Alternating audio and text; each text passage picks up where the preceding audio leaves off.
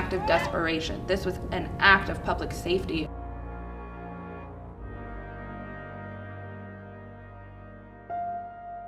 Of saying, you know what, if they're not going to give us what we need to warn people during orientation week that these men are out there and that they are not safe.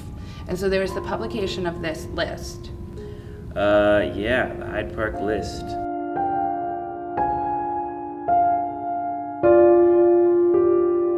An anonymous group made a Tumblr and posted some flyers around campus as well, with the name of 6 individuals, past and present students at the university, who were alleged to have committed varying degrees of sexual assault. They had 2 codes, I believe, code orange and red. And it wasn't a rapist list. Nowhere on there did they say that these men had raped anyone. There was a color-coded list of how strongly they would warn their friends about these men. And so they were accusing them of gender-based violence. So, yeah, there was just an atmosphere of frustration and distrust of university administration over the handling of sexual assault cases. And so the list apparently grew out of that. Some people were for it. Most, I'd say, were against it in varying degrees. It wasn't perfect, but a lot of people were very vitriolic about what they saw as the witch hunt over these names. One of the big problems that I saw in the media is starting the timeline at the publication of the Hyde Park List. The problem with starting it there is that this list was not published out of nowhere. This list was published after years and years of frustrations by survivors of taking their sexual assaults to administrators, to deans, to their advisors. And over again, their complaints were unheard. Only got weirder from there because somewhere in there after that, there was sort of a retaliation that happened, which was a hack of a student website. It was a student, it's called Moda, it's a student fashion website, and a group called the Chicago Electronic Army, that's what they called themselves, hacked the site's front page. When they hacked it, they put the picture of a woman who was suing the university for their Title IX case that they assumed was responsible for the list, although we have no reason to believe that. We have no evidence that she did, but they assumed she did. And underneath the photo, it was a long list of things, but one of the most striking things were, if the class of 2008 doesn't pay attention to who's boss around here, we are going to have to rape harder. This is crazy. No one knows who this entity really is. I tried to do a little bit of research over the course of the year looking into who it was. Nope, no leads. Nobody seems to, that I know of, could tell me who it is.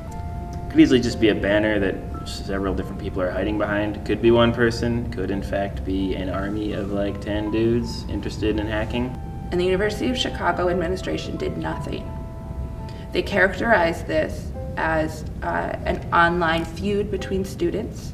They said both sides needed to be civil. This was their only response. So we organized. I talked to a friend of mine and we said we need to do something right away. And within 4 hours, we had 200 to 300 students show up for a candlelight vigil.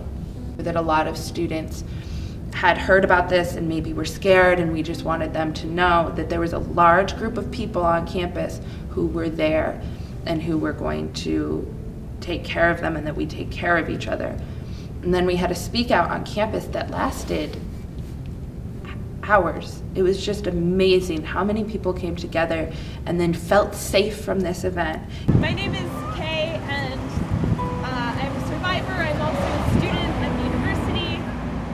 And what this piece is supposed to demonstrate is that survival is invisible, and that people who survive, survival is an act that they have to perform all the time, constantly. And so what I think has to happen is just a fundamental change in culture on campus. I think that a lot of people are ignorant. I think a lot of people are scared. It is a very scary thing to show up for. It's really emotionally taxing to get up there and say, even to say, I'm a sexual assault survivor and that's why I'm interested in this.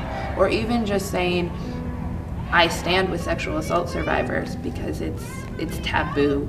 It's on that level.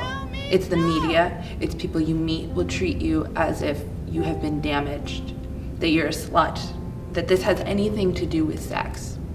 You can't talk about it if you were not in the ultimate victim position. We need to stop talking about sexual assault and rape in a legal framework. Because if you are, only 3% technically count if you're only going to talk about convictions. Though I think maybe convictions is a little bit higher, but 3% of rapists spend any time in jail.